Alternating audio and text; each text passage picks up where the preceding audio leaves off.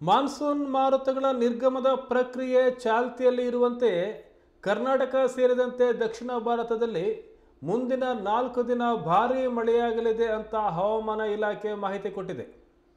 ಕರ್ನಾಟಕವನ್ನು ಒಳಗೊಂಡಂತೆ ದಕ್ಷಿಣ ಭಾರತದಲ್ಲಿ ಅಕ್ಟೋಬರ್ 18ರವರೆಗೂ ಗುಡುಗು ಸಹಿತ ಭಾರೀ ಮಳೆಯಾಗುವ ಸಾಧ್ಯತೆ ಇದೆ ಅಂತ ಭಾರತೀಯ ಹವಾಮಾನ ಇಲಾಖೆ ಎಚ್ಚರಿಕೆ ನೀಡಿದೆ.